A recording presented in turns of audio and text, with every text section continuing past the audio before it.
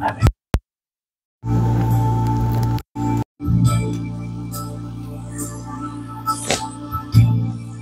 Salam saudaraku dikasih oleh Tuhan.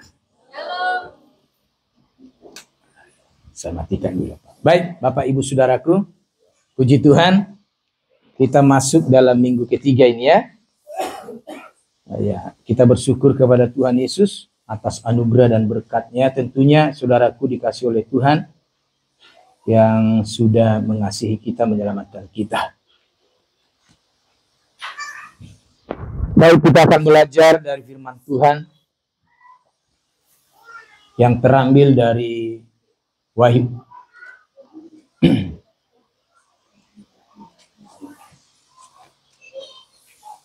Wahyu pasal 1 ayat 4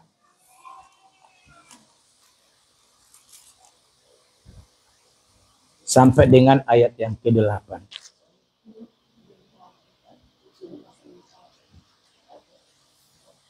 Iya, ini kipas anginnya luar biasa ini.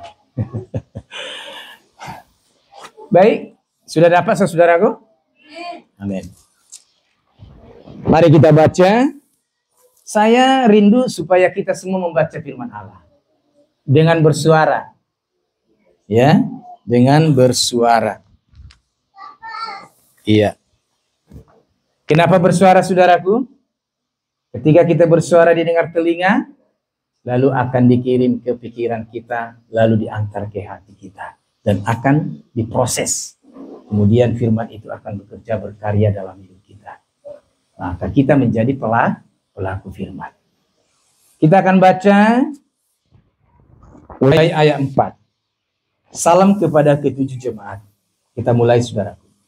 Dari Yohanes kepada ketujuh jemaat yang di Asia Kecil, kasih karunia dan damai sejahtera menyertai kamu dari Dia yang ada dan yang sudah ada dan yang akan datang, dan dari ketujuh roh yang ada di hadapan tahtanya, dan dari Yesus Kristus, saksi yang setia, yang pertama bangkit dari antara orang mati dan yang berkuasa atas raja-raja bumi.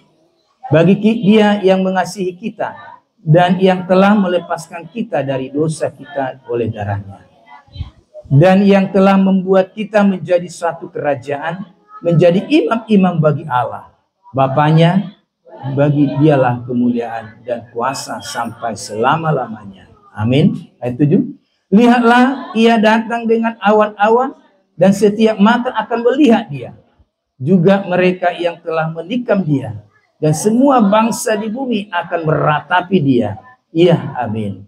Aku adalah Alfa dan Omega, firman Tuhan Allah, yang ada dan yang sudah ada dan yang akan datang, yang maha kuasa. Amin. Berbahagialah kita yang membaca, merenungkan, dan menjadi pelaku firman Allah. Karena Alkitab katakan apa? Jangan hanya kita menjadi pendengar, tetapi menjadi pelaku. Sebelum saya lanjutkan, saya menyapa dulu buat Bapak Ibu, ya, saudara-saudariku yang baru pertama sekali hadir pada pagi hari ini ibadah kita. Coba tunjuk, angkat tangan Bapak Ibu. Haleluya. Berikan tepuk tangan bagi mereka. Tuhan, kita berdoa supaya ke depan atau minggu depan bagi bersama-sama dengan kita. Tapi kalau sudah sampai di sini, saya sebagai gembala langsung saya ikat itu. Jangan pergi kemana-mana. Amin. Saya ikat. Tali saya bukan tali rapiah atau tali nilon. Tali saya adalah tali Roh Kudus yang mempersatukan kita. Amin. Tepuk tangan dulu saudaraku. Makanya kalau sudah mulai ke sana, aduh Tuhan, kan sudah saya ikat dia dengan Roh-Mu. Jangan pergi Tuhan. Satukan kami. Siapa yang bisa memisahkan kami dengan kasih Tuhan? Tidak ada. Jadi Bapak Ibu kalau sudah diantar di sini berarti Roh Kudus yang mengutus ke sini. Amin. Ya, Roh Kudus. Ya, dengan cara Roh Kudus itu luar biasa saudaraku. Ya, cara Roh Kudus itu dahsyat. Karena Roh Kudus adalah berperan yang dahsyat dalam hidup kita. Makanya Roh Kudus tidak bisa dibatasi. Ya kan? Makanya sampai kita peka mendengarkan suara Roh Kudus. Ya. Makanya dikatakan Roh Kudus adalah berperan bagi setiap orang yang dapat menginsafkan dosa kita. Ya, baru menyingkapkan kebenaran, baru menyatakan salah. Saudaraku, ada banyak karyanya. Saudaraku dikasih oleh Tuhan, ya saya akan sampaikan pada pagi hari ini, ya yang tadi sudah kita baca, yaitu ya kitab Wahyu. Ya, saudaraku, kalau kita baca ini, penulisnya ini adalah yaitu Yohanes sendiri, saudaraku. Ya, kalau kita baca ayat 1 ya sampai dengan ayat yang ketiga, saudaraku ya. Coba saya baca. Inilah wahyu Yesus Kristus yang dikaruniakan Allah kepadanya supaya ditunjukkannya kepada hamba-hambanya apa yang harus segera terjadi. Dan oleh malaikat-malaikatnya yang diutusnya, ia telah menyatakannya kepada hambanya Yohanes. Yohanes telah bersaksi tentang firman Allah dan tentang kesaksian yang diberikan oleh Yesus Kristus, yaitu segala sesuatu yang telah dilihatnya. Berbahagialah ia yang membacakan dan mereka yang mendengarkan kata-kata nubuat ini dan yang menuruti apa yang ada tertulis di dalamnya, sebab waktunya sudah dekat. Bapak Ibu Saudaraku yang dikasihi oleh Tuhan, ini adalah secara khusus, ya, secara spesifik bahwa Tuhan menyampaikan ya beberapa hal yang akan terjadi sesuai dengan nubuatan-nubuatan yang sudah dinubuatkan mulai dari Kejadian dan akan diakhiri dari Wahyu. Oleh karena itu saudaraku yang dikasihi oleh Tuhan, saya percaya kalau ayat 3 katakan berbahagialah ia yang membacakan dan mereka yang mendengarkan kata-kata nubuat ini. Firman ini disampaikan buat seluruh umat manusia yang ada di muka bumi ini. Sebab ada waktunya nanti untuk masa penghakiman. Iya kan? Ada masa penghakiman dengan arti ada masa berhentinya tahun rahmat Tuhan. Sebab tidak ada saatnya nanti masa-masa pertobatan lagi. Karena sudah ditutup. Makanya ada banyak nanti melompat ke sana cari Tuhan di Surabaya. Di Surabaya yang ditemukan adalah Borneo atau apa ya? Biasa itu modal-modal nekat aja kan. Cari ke Sumatera, tidak ada di sana saudaraku. Ya, sebab semua sudah ditutup. Nah, karena tahun rahmat Tuhan sudah ditutup. Sebab Yesus akan datang dan dia datang bukan lagi menjadi juru selamat tapi menjadi hakim. Tinggal bagaimana kita siap dihakimi. Siap dihakimi? Belum ya. Kita harus mempersiapkan diri ya. Amin saudaraku. Iya, cepat-cepat kita mempersiapkan diri. Oke. Bapak Ibu saudaraku yang dikasihi oleh Tuhan, temanya saya sampaikan di misi salah satu adalah karakteristik Allah. Atau bisa disebut atribut Allah. Atribut Allah atau karakteristik Allah, salah satu adalah Allah adalah kekal. Ya. Kalau di ayat 9 katakan, Aku adalah Alfa dan Omega. Firman Tuhan Allah yang ada dan yang sudah ada dan yang akan datang, yang maha kuasa. Saudaraku yang dikasihi oleh Tuhan, saya sampaikan atribut adalah karakteristik atau kualitas yang dimiliki seseorang. Ya, atribut kita. Bisa dikatakan juga integritas kita, baru bisa legalitas kita. Bahkan dikatakan status kita juga saudaraku. Ya. Nah, oleh karena itu saudaraku dikasihi oleh Tuhan. Jadi saat kita berbicara mengenai atribut Allah, saudaraku, kita maksudkan karakteristik atau kualitas-kualitas yang dimiliki oleh Allah. Sebagai Allah tentunya. Ya. Yang membuat Allah sebagaimana ia ada. Oleh karena itu saudaraku yang dikasihi oleh Tuhan, memang sangat membingungkan banyak orang. Ada berkata, dari mana Allah? Ya kan, dari mana asalnya Allah? Tapi Alkitab katakan, saudaraku, sebelum dunia ini pun ada, dia sudah ada. Bahkan Yeremia atau saya juga, sebelum kau ada, aku sudah mengenal engkau. Amin. Apalagi aku sudah ada dalam rahim kandungan ibuku, lalu keluar, lalu Tuhan memilih aku menjadi alat kemuliaannya. Makanya saya ada berdiri di depan saudara. Amin. Nah, saudara juga seperti itu. Sama saudaraku. Tuhan pertemukan kita karena Tuhan juga ya sudah mengenal kita. Sebelum pun ada, ya kita sudah dikenal Allah. Oleh karena itulah saudaraku yang dikasih oleh Tuhan. Ya, kita akan melihat ya ada beberapa atribut daripada Allah. Ada dua kelompok atribut Allah yang utama bisa dikatakan salah satu adalah dasar dan moral. Kenapa Allah itu disebut adalah Allah yang kekal? Salah satu adalah karakteristik dasar Allah adalah bagaimana atribut esensial Allah. Keberadaan Allah saudaraku adalah atribut atau kualitas yang secara ya esensial dimiliki oleh Allah. Ya, di luar dari hubungan dengan makhluk-makhluk ciptaannya. Karena itu saudaraku, ini adalah karakteristik Allah yang membuat Allah sebagaimana ia ada. Makanya kalau kita berpikir secara logika atau secara kemampuan kekuatan kita, secara kepandaian kita, kita tidak akan bisa ya terus mencari ya, bahkan bertanya dari mana Allah. Ya kan? Tapi saudaraku dikasih oleh Tuhan, Alkitab sudah menjawab sebenarnya. Ya, Alkitab sudah menjawab bahwa Allah itu adalah kekal. Nanti saya akan sampaikan saudaraku. Oleh karena itu perlu kita membaca Alkitab. Benar?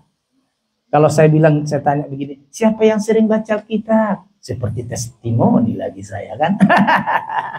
Ya, tapi saya percaya kita sedang belajar terus dipacu untuk membaca firman Allah. Amin. Karena apa? Karena kita akan melihat bagaimana keajaiban-keajaiban Tuhan, bagaimana rahasia-rahasia Allah, siapa sebenarnya Allah itu. Bahkan Allah itu disebut Allah yang kekal. Kita tidak akan pernah dapat mengetahui, tidak akan pernah kita dapat mengenal siapa atau esensi daripada Allah itu tanpa kita membaca firman Allah. Makanya saudaraku, tidak hanya kita bisa untuk mendengar, tapi marilah kita juga pecinta-pencinta yang kutu-kutu Alkitab atau kutu-kutu firman Allah. Ya saudaraku. Tapi saudaraku yang dikasih oleh Tuhan, saya seorang pengajar juga. Ya, kalau saya lihat murid-murid saya sekarang, waduh, ya, populasi membacanya itu sangat rendah sekali. Bahkan semakin rendah. Karena apa? Karena sudah ada ini, HP-HP ini ya. Jadi sementara kita juga ngajar, mereka juga pakai ini. Jangankan saudaraku, sementara saya juga khotbah pasti ada yang pakai HP. Kan kira-kira seperti itu. Maaf kalau saya tinggal sedikit. Ya enggak ini. Saudaraku yang dikasih oleh Tuhan, nah, oleh karena itu saudaraku dikasih oleh Tuhan, maka Alkitab ini sering tidak dibawa atau dikesampingkan. Karena sudah paling utama HP ini. Tapi bagi saya adalah yang lebih ya maksimal adalah harus kita bawa Alkitab. Amin. Makanya saya sampaikan kepada murid saya. Kalau nanti kita ibadah, kalau nanti ada pelajaran agama, bawa Alkitabnya ya. Iya Pak. Akhirnya mereka bawa dari ujung ke ujung, saudaraku. Dia bawa Alkitab begini kan. Nah, itu salah satu bersaksi saudaraku atau tidak?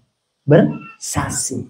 Mereka menunjukkan saudaraku bahwa mereka adalah orang Kristen yang punya Alkitab. Haleluya. Amin. Jadi kalau tidak bawa Alkitab, mereka kemana Alkitabnya? Oh, lupa Pak. Waduh, kenapa? Enggak ada Alkitab saya. Saya langsung saudaraku, saya hubungi orang tuanya. Tolong disiapkan lengkapi salah satu Alkitab. Kenapa? Alkitab ini adalah hidup kita, saudaraku. Amin.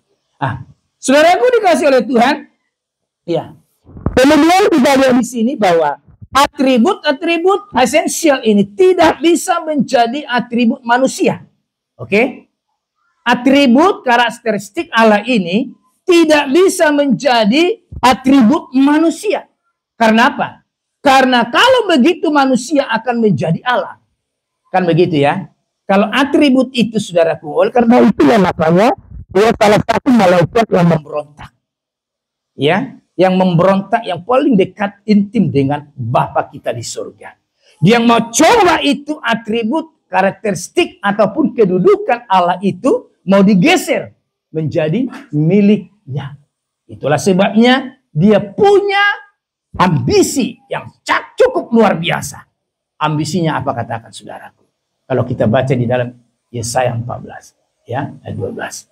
Aku ingin meninggikan tahtaku setinggi langit dan menamai maha tinggi. Ya, saudaraku dikasih oleh Tuhan. Oleh karena itulah tidak ada seorang pun ya esensial atribut Allah ini diberikan kepada manusia, kepada siapapun saudaraku. Karena apa? Kalau itu akan ya diberikan, maka akan bergeser juga kedudukan Allah kita. Salah satunya tadi saya sudah sampaikan ya bahwa namanya Lucifer mencoba menggeser kedudukan Allah ataupun kedudukan dia, posisi dia menjadi yang maha tinggi. Saudaraku, kita tahu malaikat itu juga adalah ciptaan Tuhan.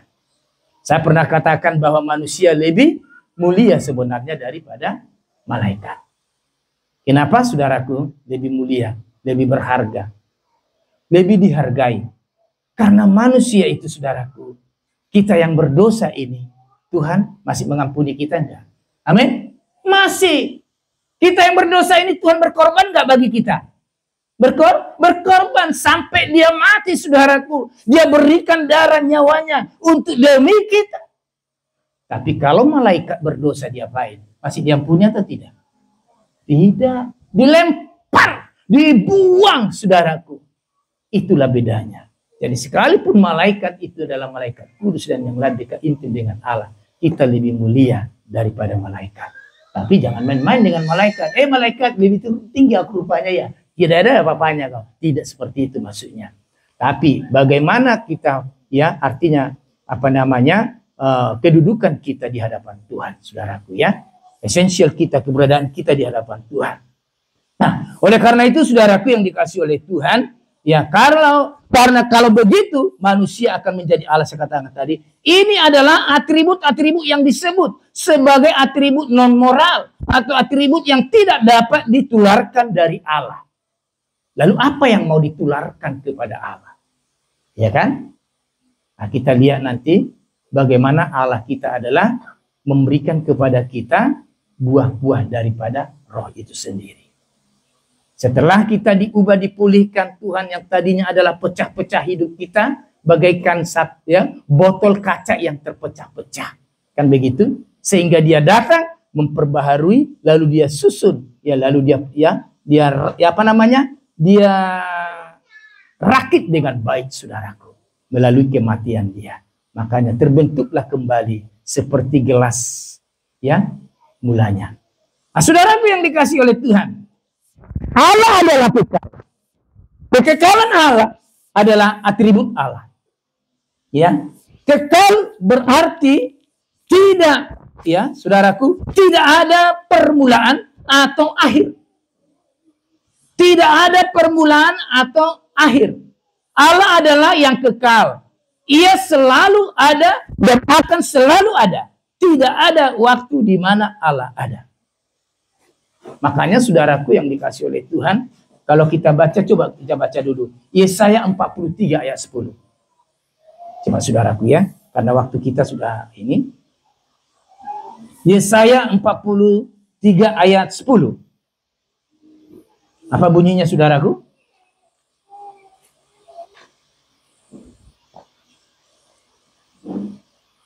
Yesaya 43 ayat 10. Iya. Kamu inilah saksi-saksiku, kemudianlah firman Tuhan. Dan hamba-Ku yang telah kupilih supaya kamu tahu dan percaya kepadaku dan mengerti bahwa aku tetap Dia. Sebelum aku tidak ada Allah untukku, dan sesudah aku tidak akan ada Allah. Iya, sebelum aku tidak ada Allah dibentuk dan sesudah aku tidak akan ada lagi. Tidak ada, saudaraku. Itulah sebabnya dikatakan nanti di sini adalah Alkitab katakan di dalam ayat ayat 8 tadi Wahyu, aku adalah Alfa dan Omega. Iya, Alfa dan Omega saudaraku, yang dia adalah dari permulaan dari awal sampai kepada akhirnya. Makanya Allah itu ada di dalam Yesus Kristus yang tidak dibatasi dengan waktu, tempat dan ruang. Karena dia berkuasa atas segala alam semesta dan ciptaannya, saudaraku. Itulah hebatnya Allah, saudaraku, dikasih oleh Tuhan. Kemudian saudaraku yang dikasih oleh Tuhan, Mazmur 90 ayat 2 juga katakan begini. Ya, bahwa dari selama-lamanya sampai selama-lamanya engkaulah Allah. Dari awal sampai selama-lamanya engkau adalah Allah. Oleh karena itu kalau ada Allah lain lagi yang datang, menyebut namanya, nama ini, ya kan? Saudaraku, itu yang disebut Alkitab, bahwa akan tiba saatnya nanti, nabi-nabi palsu. Ya, akan muncul penyesat-penyesat pada akhir zaman. Nah, saudaraku yang dikasih oleh Tuhan. Makanya kita mulai lihat sekarang ada apa? Ada Kristen progresif. Ya. Nanti Bapak Ibu kalau baca itu Kristen progresif, saudaraku yang dikasih oleh Tuhan, wah, hati-hati ya. Ya, hati-hati. Jangan sampai kita nanti terjebak dalam sebuah filsafat mereka. Nah, kemudian ada beberapa ekspresi Alkitab yang menyatakan dia kekal. Dia kekal itu maksudnya adalah Allah kita di dalam Yesus. Karena Alkitab katakan, siapa yang percaya kepada anak, dia juga percaya kepada Bapa dan Roh. Siapa yang tidak percaya kepada anak, berarti dia juga nggak percaya kepada Bapa dan Roh. Oleh karena itu, saudaraku, saya mau katakan, saya akan tegaskan dari mimbar ini. Siapa yang tidak percaya kepada anak itulah disebut Yesus Kristus, maka dia disebut antikris. Udah ya, jelas ya? Siapa yang tidak percaya kepada anak, yaitu Yesus Kristus adalah Allah, maka itulah yang disebut antikris. 1 Yohanes pasal 2. Ya.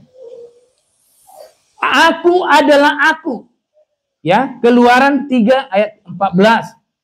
Aku adalah aku. Yohanes 8 ayat 58 juga, saudaraku. Itu berbicara tentang esensi Allah. Siapa Allah? Ya, yang artinya adalah dari permulaan sampai akhir. Yang tidak bisa bisa digeser oleh manusia. Atribut ataupun yang esensial daripada Allah itu sendiri. Yang berikutnya Allah yang kekal. Kejadian 21 ayat 33. Kemudian pada mulanya adalah Allah. Kejadian 1 ayat 1. Yohanes 1 ayat 1 juga. Ya. Lalu yang berikutnya tahun-tahunmu tetap turun-temurun. Mazmur 102 ayat 25. Saya akan baca saja, saudaraku ya. Lalu Tuhan semesta alam, dia yang terdahulu dan terkemudian. Yesaya 44 ayat yang ke-6. Ya. Jadi kita lihat esensi atribut Allah itu, saudaraku. Yang berikutnya yang maha tinggi dan yang maha kudus, yang bersemayam untuk selama-lamanya. Itu esensi Allah. Itu karakteristik atribut Allah, saudaraku. Lalu Allah yang abadi adalah tempat perlindungan kita. Ya. Lalu kemudian kekuatannya yang kekal dengan keilahiannya, saudaraku. Kekal. Arti kekal itu adalah tidak berkesudahan. Ya. Tidak ada habis-habisnya. Ya, tidak bisa kita memprediksi waktu Allah itu kapan habisnya. Kapan habis selesai dalam keilahiannya. Tidak ada. Karena dia adalah Allah yang kekal. Selama-lamanya, saudaraku yang dikasih oleh Tuhan. Kekal dalam keilahiannya. Oleh karena itulah Allah yang tidak dibatasi dengan waktu, ruang, dan tempat. Ya. Kemudian Allah dan Alfa dan Omega, permulaan dan akhir. Wahyu dan saudaraku ayat 8 ya. Lalu dia yang ada atau waktu sekarang maksudnya, yang sudah ada maksudnya waktu lampau, dan yang akan datang waktu akan datang. Itu kalau kita baca di dalam Wahyu 1 ayat 4 dan kemudian juga Wahyu 4 ayat 8. Ya, dari ayat 4. Dari Yohanes kepada ketujuh jemaat yang di Asia Kecil, kasih karunia dan damai sejahtera menyertai kamu dari Dia yang ada dan yang sudah ada dan yang akan datang, dan dari ketujuh roh yang ada di hadapan tahtanya. Saudaraku, ya, tidak akan berkesudahan. Luar biasa saudaraku ya. Allah itu adalah kekal. Semua orang memang sering mendengarkan tentang kata-kata kekal. Tapi kita harus tahu Allah itu adalah kekal yang tidak pernah berkesudahan. Baik itu kuasanya, mujizatnya, kekudusannya, keilahiannya. Oleh karena itulah saudaraku, maka Allah yang pernah kita dengar pelajari tentang Allah Trinitas itu adalah bahwa Allah Bapa dan Allah Anak dan Allah Roh Kudus adalah memiliki 3 pribadi ilahi yang berkeberadaan sama, setara, kekal, yang tidak dapat dipisahkan satu dengan yang lain. Nah, ini saudaraku yang dikasih oleh Tuhan. Ya, oleh karena itulah saudaraku, maka ayat-ayat ini, firman Tuhan ini meneguhkan kita kembali dalam kebenarannya bahwa Allah adalah kekal.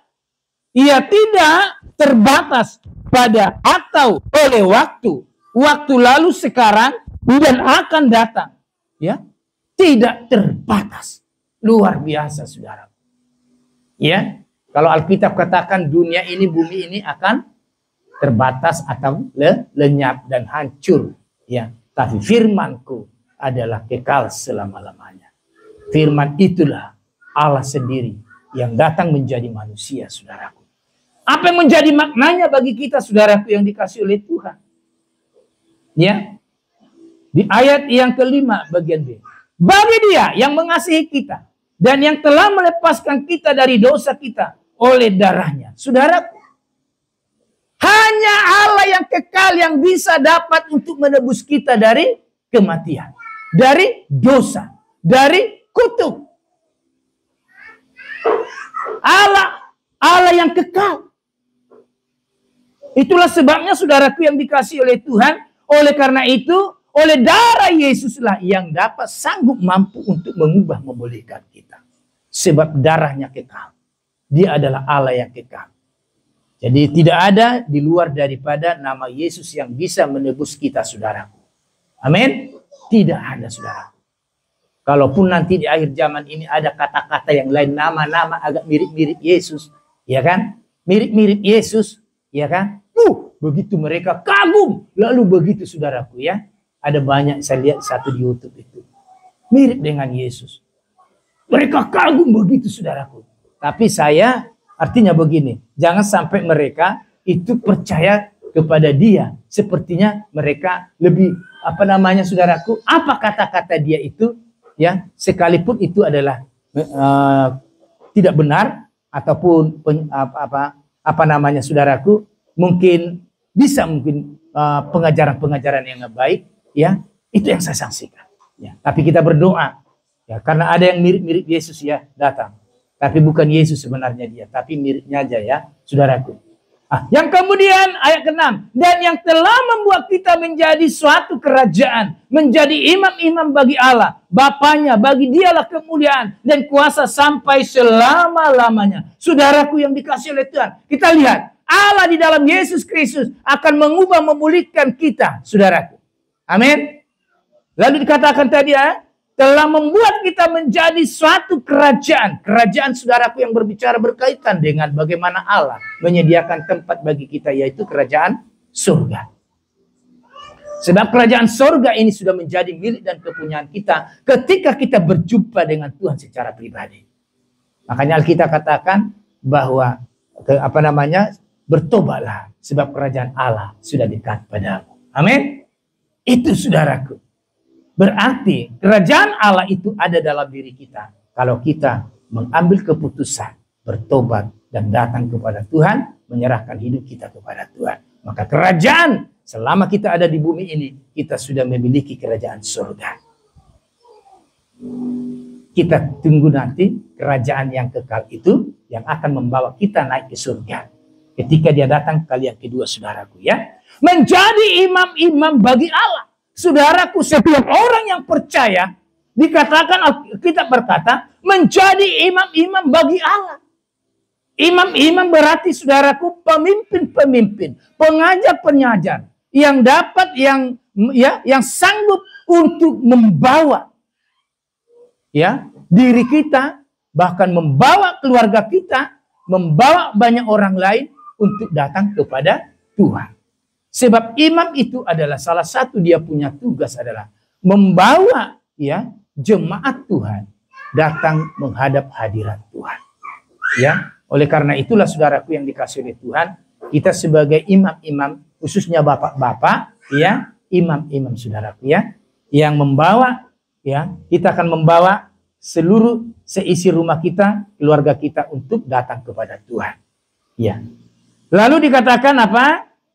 Saudaraku, menjadi imam-imam bagi Allah, Bapaknya, bagi dialah kemuliaan dan kuasa sampai selama-lamanya. Sebab imam diberikan juga tugas-tugas kepada kita, saudaraku. Kita yang sudah percaya kepada Tuhan, saudaraku, kepada Yesus Kristus yang luar biasa. Kita menjadi imam. Imam yang membawa banyak orang atau membawa keluarga seisi rumah kita dan mengajak banyak orang untuk datang kepada Tuhan. Ya, oleh karena itu saudaraku yang dikasihi oleh Tuhan, yang terakhir, lihatlah, ia datang dengan awan-awan dan setiap mata akan melihat dia. Juga mereka yang telah menikam dia dan semua bangsa di bumi akan meratapi dia. Saudaraku, di ayat ini berbicara tentang pada saatnya dia akan datang kali yang kedua. Ya, itulah Allah yang kekal. Kalau Allah yang kekal, saudaraku, dia juga yang akan datang bagi kita. Karena dia juga berjanji kepada kita. Ya, dia adalah yang kalian saksikan terangkat naik ke surga. Dia juga yang akan datang pada saat seperti kamu melihat dia terangkat. Saudaraku luar biasa. Siapa yang datang nanti dari dengan awan-awan dan dikatakan dan setiap mata akan melihat dia, yaitu Yesus. Juga mereka yang telah menikam dia, saudaraku. Artinya saudaraku, orang yang menikam termasuk orang yang memusuhi, termasuk orang yang membenci Yesus, termasuk anti-kris. Mereka akan melihat nanti kedatangan Yesus ke dunia ini. Lalu mereka akan melihat, menyaksikan bahwa orang-orang percaya akan terangkat naik ke surga. Luar biasa. Amin. Siap terangkat ke surga? Siap? Amin. Mari saudaraku yang dikasihi oleh Tuhan.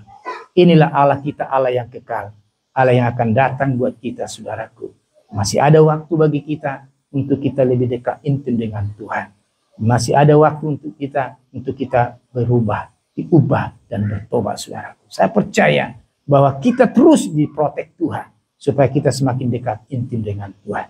Sebab Allah adalah Allah yang kekal, Allah yang akan datang bagi kita, Allah yang tidak pernah membohongi kita, Allah yang tidak pernah mengecewakan kita. Dia adalah firman yang hidup, yang kekal. Dia berjanji dia akan datang kali yang kedua. Itulah sebabnya aku adalah yang awal permulaan dan aku juga adalah yang akhir. Oleh karena itu saudaraku yang dikasihi oleh Tuhan, mari dengan iman kita kepada Kristus Yesus Tuhan, dia adalah Allah yang kekal, Allah yang sejati, Allah yang mengasihi kita, Allah yang mencintai kita. Tetap kita beriman kepada dia. Apapun kata dunia ini, mungkin ada warna-warni yang lebih indah, ya saudaraku, yang bisa kita lihat dengan mata jasmani kita, tapi tidak menjanjikan bagi kita untuk hidup yang kekal. Hanya Yesus yang menjanjikan kita hidup yang kekal, saudaraku. Amin. Oleh karena itu, mari kita semakin dekat intim dengan Tuhan. Mari kita terus kejar wajah Tuhan selagi masih ada waktunya untuk dicari wajahnya. Karena firman Allah katakan, ada saatnya nanti kita tidak akan menemukan dia lagi. Ya, karena sudah tertutup waktunya. Seperti 5 gadis yang bodoh ketika mereka mau berjumpa dengan tuannya, maka pintu itu sudah tertutup, saudaraku. Dan tidak melihat lagi Tuhan dan tidak masuk lagi kepada undangan yang sudah disediakan oleh Tuhannya. Tapi saya percaya kita semua adalah jemaat Agnus Dei yang siap menyongsong kedatangan Kristus dan kita akan bersama-sama dengan dia. Maka dikatakan saudaraku dikasih oleh Tuhan, kerajaan surga itu ada pada kita masing-masing. Oleh karena itu mari kita persiapkan. Allah kita adalah Allah yang kekal, Allah yang tidak berubah, Allah yang sejati, Allah yang mengasihi kita, Allah yang mencintai kita, Allah yang tahu apa yang menjadi pergumulanmu, Allah yang tahu apa yang menjadi masalahmu, Allah yang tahu, Allah yang sanggup untuk menolong kita dari berbagai persoalan. Mari kita tunduk kepala saudaraku. Haleluya, haleluya.